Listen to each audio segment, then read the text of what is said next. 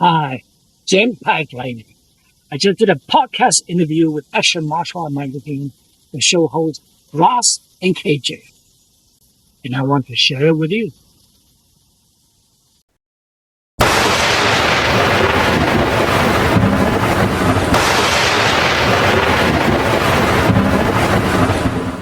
Welcome to another episode of Action Martial Arts Magazine TV. I'm your host, Ross Greenberg, with my co-host, KJ Kordick. How's it going, KJ? Hi, everyone! And with us tonight is a wonderful actor who I'm very, very excited to have on the show. His name is James Pax. Hi, James. How are you? How are you, Ross and KJ? Hi. We appreciate you coming on the show. We're super excited because I don't think people realize just how much of a really good career you've really had and all the cool things you're doing. So, I'm really excited about all the Comic Cons you're doing and your stunt team. And we just got so much to talk about today that I'm just really excited. So welcome to the show. We're really stoked to have you. Well, thank you. Thank you. So I want to start things off. By asking you some things about you. And you have been acting for how long now? 30 years about, yes. 30 years. It's a good career. It's a good career. And when you first got, were you in martial arts first and then got into acting, or did you do acting and then get into martial arts? I would say I started as a movie buff.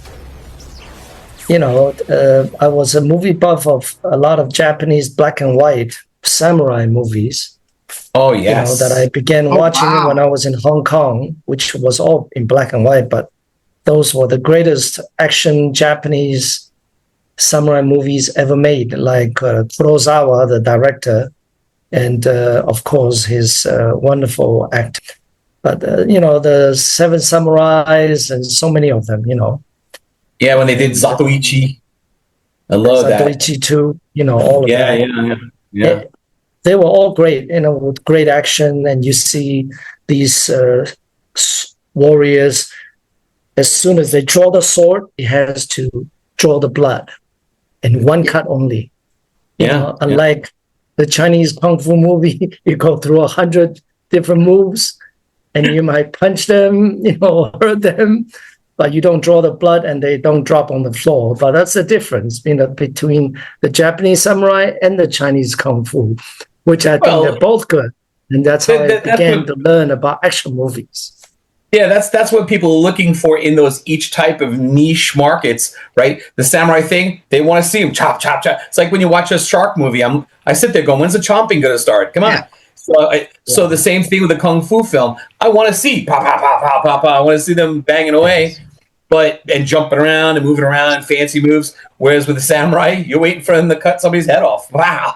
That's right. So because I grew up in that era and in that environment, and also watching Bruce Lee, doing his demonstrations on TV when I was a little boy, I was totally inspired by the movies and Bruce to begin learning martial art. And then by the age of 13, I moved from Hong Kong to New York. And I got signed up to be in a boarding school in New Jersey to study, to further my study. And then from then on, I began to learn Taekwondo, Karate, and so on and so forth. And I was always into different kind of art. When I was a kid, I was a pianist, classical pianist. Really? When I came to the States, I began to learn how to play the guitar and sing and compose. I was always in some kind of art. It doesn't necessarily acting or kung fu, but almost everything across the board. Wow! And then, I didn't know. Yeah, a lot of people didn't know that, but I actually also is trained in ballet, which a lot of people couldn't believe it. And the reason I did that was because Bruce was definitely my kung fu idol, and Nureyev, the Soviet Union, Russian ballet dancer, the greatest, I think. Yeah, he was the GOAT. Baryshnikov, Yes. Oh, White Knights. I love that movie, White Knights. Yes. And I went to see Nureyev on stage doing a Swan Lake. And of course, he's the star. And he impresses me so much that I thought, oh my God, that is Bruce Lee in ballet shoes. And I said, I need to learn that too.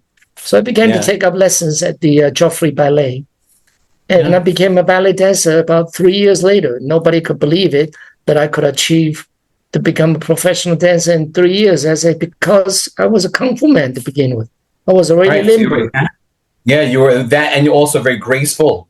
You know, you transition from one to the other. In Kung Fu, you have to have good balance. You have to be very graceful. So the transition there, makes sense. Yes, the very difference is in ballet, you are always pulling up because you're supposed to stretch your neck and your spine. But in Kung Fu, you're supposed to sit down and be, steady on your footing. That's the big difference. But good point. Ballet really gave me the grace of walking and talking and my gesture, which really helps me a lot when I became an actor afterwards. And also, it was a transition from being an artist of a singer and a ballet into, I should say, a semi-professional model. I began as a model doing a lot of commercials in New York, including aftershave, aftershave commercials and milk commercials, AT&T, you name it. I've done at least 50 commercials, in my first 5 years of career. Before I even landed, and then from then on, I went on to do Year of the Dragon, which was by Michael Cimino, fabulous movie, first ever Hollywood-made Chinese mafia movie, and I played Zhang Long, which is the antagonist assassin. I'm the man who killed Mickey Rourke's wife in the bathroom, which was quite exciting, a cameo role, but that put me right into the movie industry. And from then on, I got to audition for Big Trouble in Little China. John Carpenter met me in New York, and I had a very extensive audition of 10 minutes, nonstop fighting, fist and weapon with my partner. And he was very impressed. And John Carpenter, for people that don't know, he's that great director. And that's everything, right. People should know who John Carpenter is. So, to meet that guy was kind of makes you feel, Yes, I think he's a genius in terms of director. He's definitely one of the genius because he touches on so many different type of movies, from horror, to futuristic and to Big Trouble in Little China. He touches it all. And all his movies are somewhat low budget, except Big Trouble was probably his biggest budget movie. And of course, now Big Trouble, after 39 years, it has become the most popular John Carpenter movie, I would say, with millions, tens of millions of fans around the world. Yes, it would be called a cult classic. It's a cult classic. Yeah, it is. I mean, what was it like working with Kurt? He's a fabulous guy. Yeah, what was it like working with him? Kurt Russell. Yeah, he was great. You have to realize that back in the 80s and 90s, the Hollywood actors has different level of not, I shouldn't say class, but just they separate it into different level. On the top is the Caucasian, then the Black, then the Latinos, and then all the Asians, that including me. So back then, Asians were not really, I would say, respected. They are needed more than totally respected. Like the I did not know. That was a good breakdown. I did not know. I didn't realize that's how America. It was. America is very political. So is the same thing in the movie industry. White has the most population, and then it's the Black, and then Latino. But now, these last 20 years, Latino really kind of surpassed the Blacks because their population is bigger. And the Caucasians are on the bottom. Yeah, now the Caucasian is kind of balanced out. But still, now the Asian. I wouldn't say the bottom. He's not saying that. But the I'm thing just is, kidding. But I mean, he's right. I mean, it's so different back It's very then. political. Yeah. it's America, very everything political, is but there's been a lot of diversity that's come about, so There is people get definitely. opportunity that they should have gotten in the first place. A But, lot. Yes, yes. In the last 10 years, I think it has gotten better for the Asian actors. And that's why. there's been some actors who have been kind of what I feel were the forerunners, the people who helped get there, like Jackie Chan, Jet Li, Bruce Lee, of course, the top of that list. A lot of these guys, and the list is not short; it's a long list of people, but and including yourself.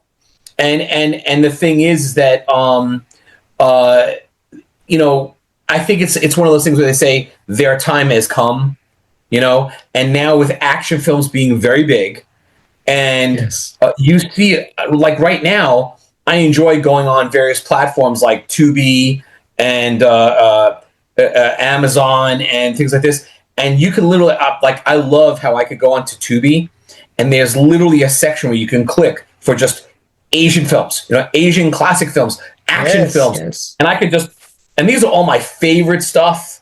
I love watching it, and like it's great because a huge library of stuff that I've watched in the past, but I love watching again now, and then new stuff I haven't seen, and there's been so much where I can see that Japan and China have both gotten into using more special effects, doing more futuristic films, and they're all getting into and it really has come a long way.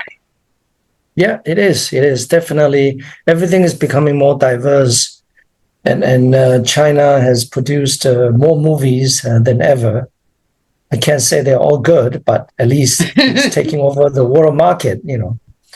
One Chinese movie, the mega hit, it equals the entire world's mega box office. That's how big China market is now. Sure. And that's why American movies are also tapping into the Chinese market, trying to get a big share of the Chinese market. And I think it's all good. Give the Chinese or Asian actors more opportunity to express their art. And that's why after 20 years away from Hollywood, I decided, because I've been living in China, just so you know, in the last 20 years, I had my own business there, but I decided to return to Hollywood for the simple fact that the market has changed, and I have progressed to become a director and a screenwriter myself. So I decided to come back and pursue my directing and continue to do acting, and also getting ready to direct my own screenplay and things like that. Yes, great. Yeah, well, that's for the future. I mean, I can't wait to talk about that. But so now, before we get into that, talk about to be honest, I think you're a great addition to the Comic-Con genre. I mean, people are just breaking down doors to see you. So tell us what made you get back into and wanting to do the Comic-Con? Just because it's a fun thing and you get to see all your friends, and you have a lot of fans. Yes. Well, honestly, this all began about 4 years ago, I think, during the COVID period. Everything was down, but I happened to be invited to, I think the first year I went to 4 smaller cons from New Jersey to LA and some other city, I can't remember, Philadelphia or something. But I began to realize that I have so many fans in every corner of America, that has been telling me, oh my God, I've been waiting 25 years just to meet you. Where have you been? I said, I've been in China. Oh, thank you for coming back. Here, sign my this, sign my that. And I was very surprised that Big Trouble really brought so many fans. I mean, besides of other movies they also know about. So I said, my God, this is something interesting. I make a bit of money, of course. I have to pay for my rent whenever I come back to the States. So I make a little bit of money, but I get to meet my fans and also give me the encouragement that I'm still wanted. And on top of that, I tell them I have new movies, Vortex. They're all excited. They can't wait for me to make this movie. And I that will can't, be I the can't next wait step. either. I mean, it's a high budget movie according to what I'm It hearing. is, yes, yes. And you wrote it? Yes, I wrote it myself. But before I go into Vortex, I just wanted to let all the fans know that I'm continuing on my third year of the Comic-Con tour in the States. I just came back from Colorado Spring, did a creator con there, and I did a small private signing at Phoenix, actually Scottsdale, Arizona. And then I'm actually going this weekend, actually tomorrow, to New Jersey for the Garden State Con for this Saturday and Sunday. Then I go back to China and rest a little bit. I'll be right back again probably in August. But in September, it's going to be very exciting because September, I'm doing a Crypticon. I think it's on the second or third weekend of Crypticon. It's in Minneapolis. I cannot remember which state. I haven't been to every state in the country, but I know it's in Minneapolis. It's called Crypticon, and fans can find all this information on my Instagram. It's James Pax _lightning. It's very easy. Just type in James Pax, and you will see something comes out, and you look for lightning, and that's my current Instagram, and all my upcoming event will be all listed there, and saying hello to everybody. But and we'll list them too, so people can find them and then have easy access to where you're at too. I have a feeling this interview is going to do well, and everyone's just going to be super excited to hear all the good things you're doing. Thank you. Yeah, you can add on the poster and everything. Later, I'll send it to you so you can edit it on. But awesome. To extend this Comic-Con tour, we actually just launched into UK and EU, European Union, they call it now. And first up is going to be on September the 20th in London. Wow. It's my own Comic-Con. It's called Kung Fu Pan. Okay? It's only action. And I'm doing That's going to be a good one. Kung Fu? Yeah. Kong. That's right. Got a Kung Fu Con you, that kind of thing. Yeah. That's right. Whatever you want to do, just come over and do all the voiceover you want of your favorite characters. And it's just going to be great to see you. Everyone's going to be so excited. I mean, all the stuff you're doing. So how are the con that you just came from? How was that? Where did you feel really warmed up with the fans? It's because it looked like you had a big turnout. Yeah, in what is that? In Colorado Spring is an experience. I mean, of course, many fans turn out. But one experience I couldn't forget is because of the high altitude. I've never been to such a high altitude place before. And believe it or not, I was there for 4 days and I was getting nosebleed. I said, something must be wrong with me. I didn't know that you get nosebleed when you're in high altitude. I said, something must be wrong with me physically. But I said, it cannot be because I'm very healthy. I have no heart problem, nothing. But then afterwards, I only realized that it's because of high altitude. I could not stop bleeding all day long from morning till night. So that was my greatest experience. Met my fans, signed a lot of autograph, and then went on to all these mountain area and see all these big red rocks. They call it the red rocks. It's not yellow.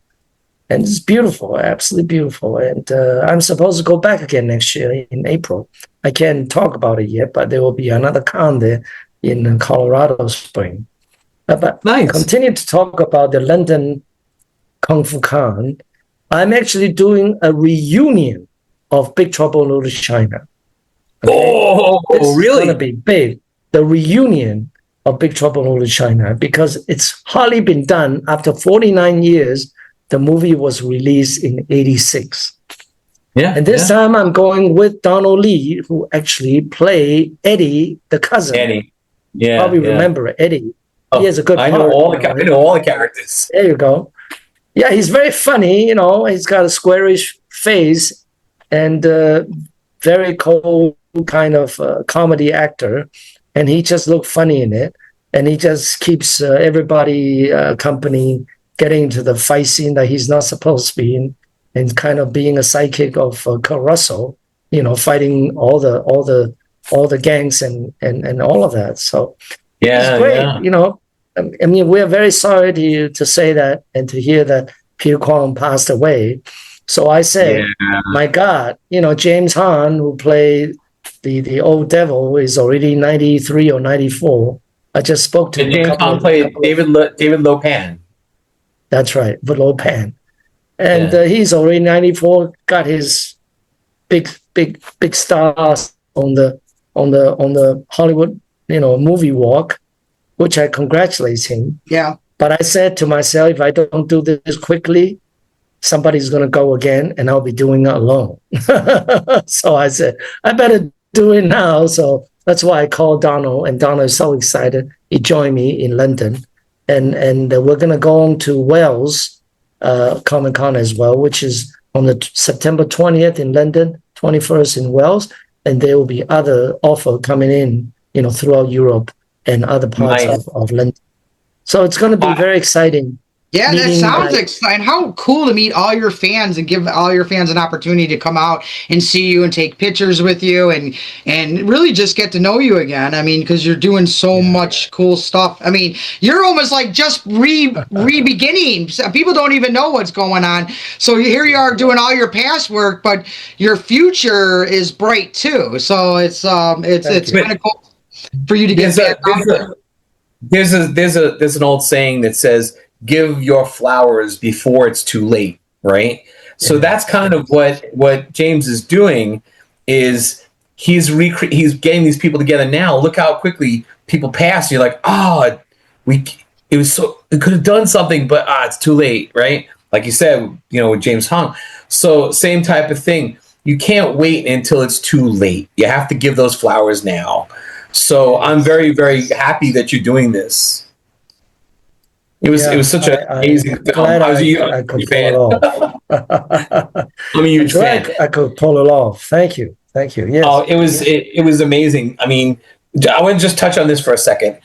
I can't. If I told you I've watched Big Trouble in Little China no less than 12 times. No less than 12 times. All right. It might be more, but no less. Because if it comes on the screen, I'm going to watch it. Sometimes I have it saved, so I'm going to watch it anyway. When friends come over, we talk about watching a good martial arts film. I put that one on. A lot of guys in there I actually know. Eric Lee was in that. I know Eric. We know Eric Lee. And wait, Eric Lee? Eric Lee was in that? Yeah. I didn't realize that. Wow. Yeah. Eric Lee was in it. When they had that scene where they're all carrying the coffin, and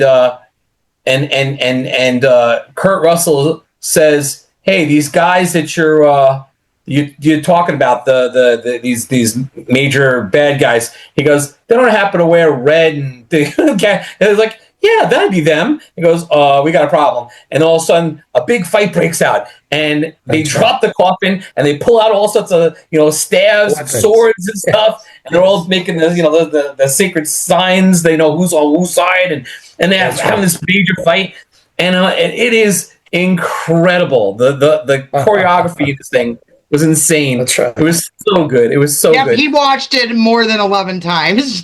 I'm telling you, more than 12 times. You're He so knows it funny, better than Ron. me. I'm a huge fan. And when KJ told me you were going to be on our show, I went, "Whoa, you serious? You serious?" Yeah, he went nuts. I get like a little kid. I'm like, "Oh," so I get excited. And I loved your part in the movie. Your character served a major part because Lightning was the one who, working with David Lopan, even though the other two guys were kind of like henchmen and doing their thing, Lightning was the one who transported them from place to place. When it came for grabbing the girl with the jade eyes, you grabbed her and you took off with her, and you had a lot of major parts in the movie, and it was such a cool character. It was amazing as the three ancient warriors. Yes, we all served different purposes, I would say. But I was actually disappointed when I was casted as one of the villain, Lightning. In the beginning, I never got to read the entire script. I only got to read a couple of scenes when I was auditioning. I was actually auditioning for Wang Chi, so I read the Wang Chi scene, and he looks like he's a sidekick of Kurt Russell. I said, that's the part I want. And then they came back and said, no, you didn't get Wang Chi, and you get this part called the Lightning. I said, Lightning, what is that? They say, well, it's one of the warrior, and it's supposed to be a bad guy, but he's kind of a bad good guys or whatsoever. I said, fine, what do you think? I asked my agent said, oh, John Carpenter cannot go wrong. And this looks like it's going to be a mega budget, Hollywood produced a kung fu movie after Bruce Lee died, 10, 20 years ago. I said, okay, fine. I take your advice. I'll just take the part. And only after I saw it on the screen, after the drawing all the lightning, because when I was doing it, I was timing it so that I know it's going to be drawn in. So I better give it time to have a pause. Otherwise, they have no time to really expand on the drawing. Right. And that's how I designed it. And it turned out to be looking great. When I saw it on the big screen, I said, my God, that is lightning. I'm glad I got the part. I mean, it definitely was an iconic character. People know who Lightning was. Yeah. I mean, and you really get to talk see much. But you really get to see your kung fu expertise in that scene where they have the two jade-eyed women touch the sword and they got to raise them up, like this. And the three of you go into your forms and you're like, you're doing the whole thing, and the lightning and all this stuff. And it was like really, really, you're doing a whole like qigong, the whole thing. That's right. And oh my God, it was just I love it. It's so different, it's different than the Japanese samurai. Yeah, and it's over. I was just like, yeah, qigong. Yeah. So to the Westerners, it's a different style of kung fu. Instead of Bruce Lee, a snap and snapping kick, all we have to do is go. So I think that's what makes Big Trouble different than everything else, Yeah, it was very cool. It was very cool. The mysticism that was in the film, the whole thing, the thing with the three warriors and David Lopan were actually taken from legendary characters from Chinese history, and they, the way they played it out. I just loved how they did the storytelling. Now you said you're a script writer. You're a script author. I also write scripts, and I also help people with their script writing. And everybody thinks it's simple. Oh, you just write a story. It's not as simple as you think, right? I mean, you really have to bring a lot of elements together, and then sometimes the scene's not working right. You got to fix it and change where it is or who's doing what. It's a whole process. It's a lot of work. But I mean, that story was just fantastic. It was so good. It was so good. So did you have any experiences on the set with any of those particular actors that was something you really, that stands out in your mind? I can't say I stand.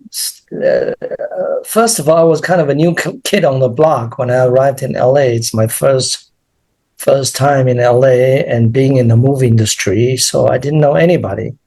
I was just keeping it to myself, One thing I remember, the choreographer came up to me. He's very famous, of course. He came up to me. He said, "Are you okay with your own action and all of that?" I said, "Yes, I know what I'm doing." He said, "Fine, I leave it to you. You come up with something interesting." I said, "I will. Don't worry about it. I know what I'm doing." Because I'm always in command of my own art. I don't need people to tell me what to do. They just have to tell me what they want, and I'll come up with something interesting. Nice. Which I, of course, respect him because he's, again, now 80 or 90 years old now, and he's one of the best Chinese movie kung fu choreographer. Which I'm also an action choreographer, and I actually have my own action team, which we'll talk about it a little later. Yes, we got to talk about that. How did you get into building your own action team and stunt team? Yeah.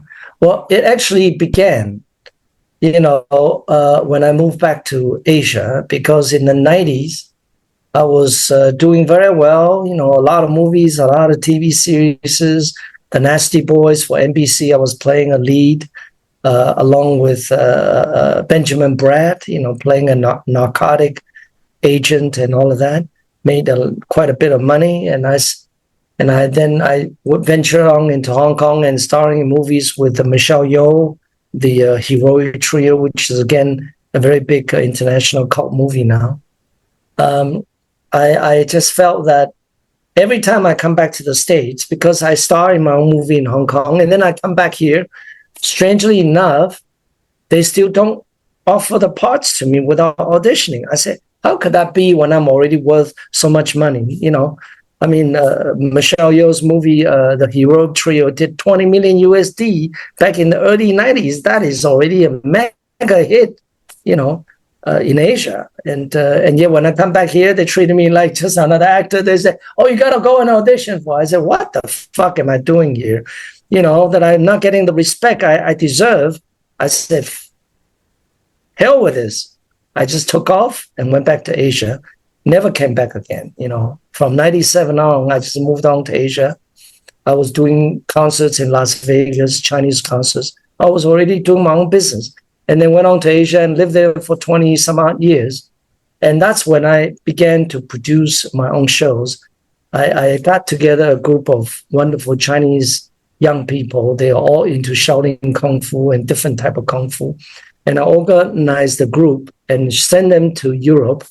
And they did shows, live action shows on stage for over at least 100 to 200 shows, for a period of 6 months every time on a nightly show. And then when they came back, I will be putting them on TV, doing movie premieres. They're doing live action Kung Fu in front of the audience.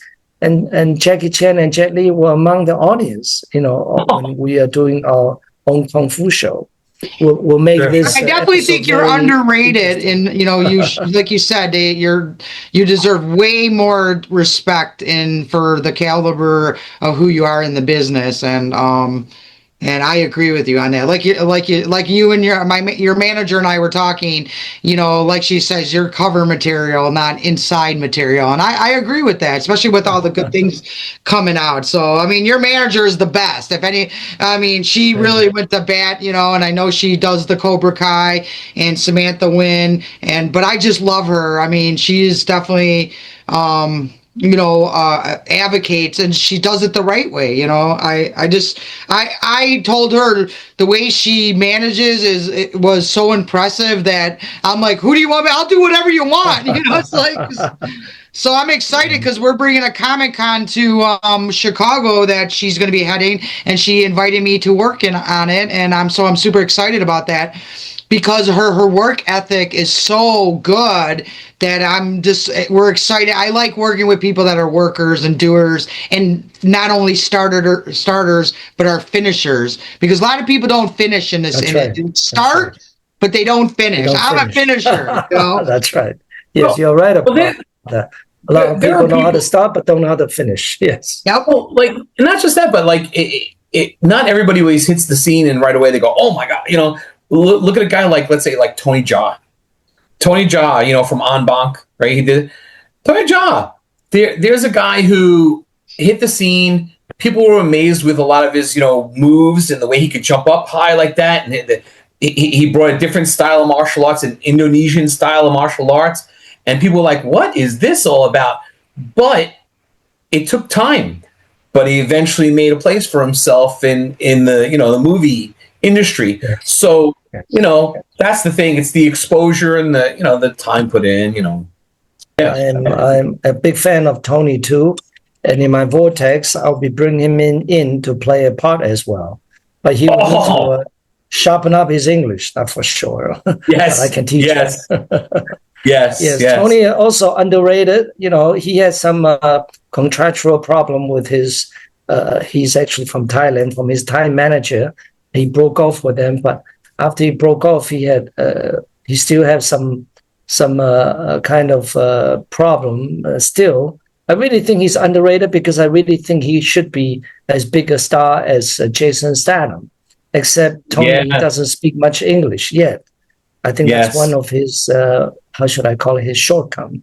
But I think if he takes my advice and really take up some English lessons, just like anybody. Jackie Chan didn't know how to speak English, right? He's a good example. Just put your time into it, and you'll be able to speak English. Maybe not perfect, because Jackie's English is not perfect, but it's good enough to express what he wants to say. And Tony can do the same. And I think Tony can be a big star, and I would like him to be a big star in my vortex. That's for sure. Yeah. Yes, I was. I'm excited about this vortex. So, I mean, it obviously will take a couple years, but it's definitely in pre-production where you're kind of figuring out the angle, because it's not like you said $100,000 film. It's it's $1 million of multi-million-dollar film. How did you even come up with the concept for that?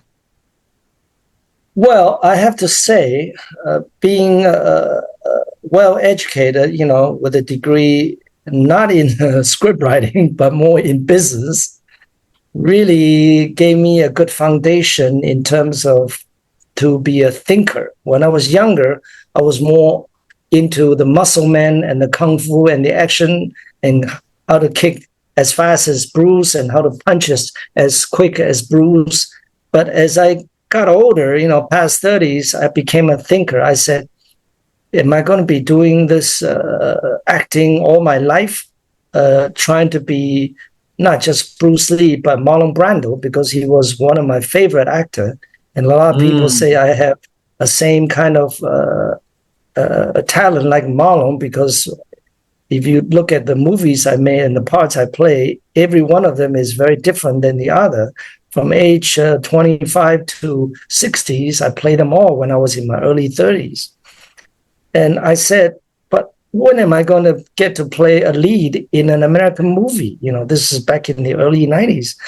I said, I might have to wait another 20 years, but I'm not ready to wait another 20 years in Hollywood and getting myself wet and all of that. I said, I better do something else. So that's when I begin to attempt to write. But I'm in Asia. I don't have time to really, find a teacher.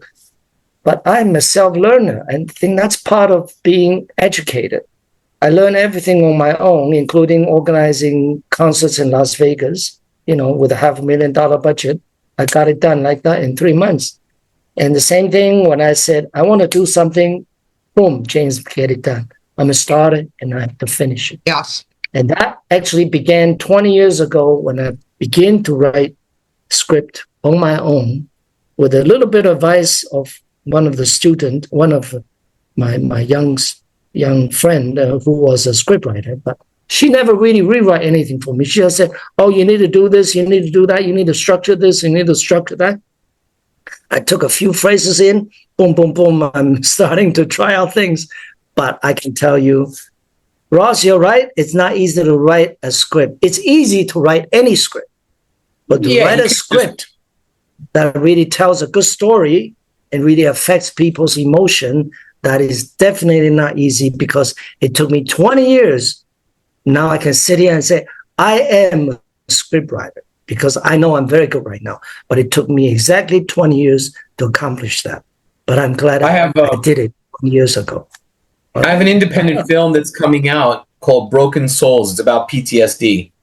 So I'm not going to tell a long story. I'll tell a short version of it. So it's about PTSD. It's got this family, and everybody believes that the story is about the father who lost his wife and how it affects the kids. And it's got this whole thing. By the end of the film, you find out that it really has more about to do with the daughter who thinks there's nothing wrong with her. Everybody else has got a problem, but I'm fine. And she comes to the conclusion that she's not fine. And so we wrote this. I helped rewrite a lot of stuff with it. My friend, director Carlos Hagney, had me write the script. And I wanted to have, like you said, I wanted to reach into people's hearts and make them cry. I wanted them to be emotionally moved by the end of the film. So they're filming the final scene and when they're in a school auditorium, And the students have to get up and read their paper about, the person who affected their lives, who's their hero, this kind of thing. And she gets up there, and I had her read this story and tell the whole thing based on what happened in the movie. And the director calls me up. Carlos calls me and goes, "Ross, you're not going to believe this." I go, "What?" He goes, the camera crew, the other actors, everybody was crying. He was crying for what was going on. I said, "Really? That's awesome." I said, "When we're in the theaters, it's going to be what like." you wanted. So, I mean, I felt really good about that. But it's not, like you said, it's a craft. To build up the emotion, to hit the keys, to really get people in their head about it. It's not that easy. There is a show right now that's a really good example of good writing. It's called Poker Face, right? And it's about this woman who has this built-in BS meter. When people say lies, she just knows. But and then she reminds me of a female Columbo. Remember Columbo, the detective? Yeah, Columbo, wonderful show. Yes, wonderful show. I know that. So she reminds me. She's not a detective. She's just some woman who used to, run the games, but you could tell when people were bluffing. So she made lots of money, and then they blackballed her from that because they figured something was up. In any event, so now she's in this thing where every time somebody gets killed, she winds up being kind of in the midst of everything. She can tell that people are lying, and she can't help herself. She has to figure out why they're lying. So she reminds me of this, female Columbo. But the story writing is so good that by the time you get to the end, she's going to blow up the spot for the bad guy in a classic kind of way. But just the way it's all engineered, where it shows the person going through the action of murdering somebody for a reason, and then it goes to almost like a flashback where she comes into the picture and now figures out why it's a bunch of BS and exposes them. And I'm like, what a great story style. So, but that's, again, it's hard they've got that chemistry going for that show every week. And I'm like, oh my God, I'm addicted to this thing. And there you are. You're sitting there going, oh my God, I'm addicted to this show. Right. I'm addicted to the show. And that's the chemistry. I'm really excited to hear about your movie, Vortex. And when it comes out, oh man, I can't wait to see it. It's going to be so good. I know, you got me all excited about that too. So tell us a little bit about, like, what are you allowed to talk about for that? Like, can you talk about? I'm not supposed to talk about it, but I can tell you the story began with the.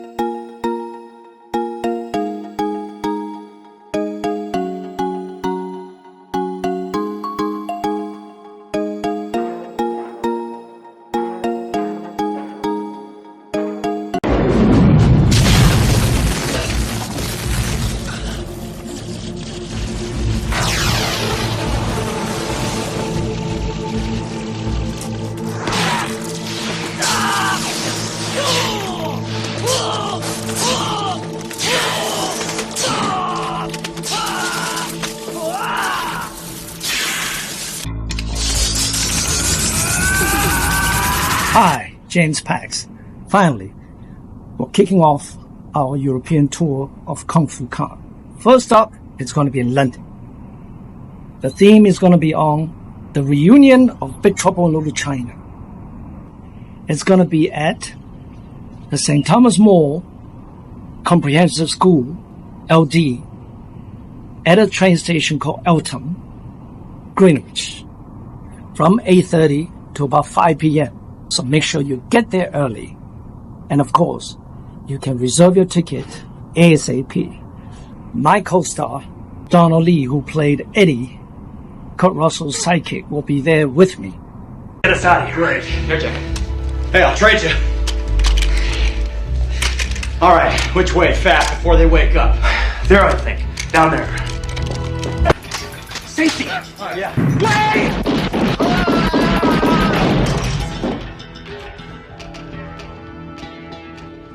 First time you ever plugged somebody? Of course not. Come on! You want to go up or down? Up or down? Up! And along with many other action stuntmen and action actors. After 39 years, the release of the movie, we're finally doing a reunion in London. So don't miss it. There's going to be VIP dinner for those who want to share a chit-chat dinner with me and Donald. So RSVP early. And fans, don't forget to check out cosplay contests. It's going to be one of a kind. You can dress up any characters you like in action movies, video games, and Japanese anime. So come, dress up, and compete. The winners will be getting many free gifts from us. Woo! You can book your tickets now at www.kungfulegends.com. Act fast. Bring you whatever you want us to sign, and we'll sign it. I'll see you there in London on September the 20th. We are coming!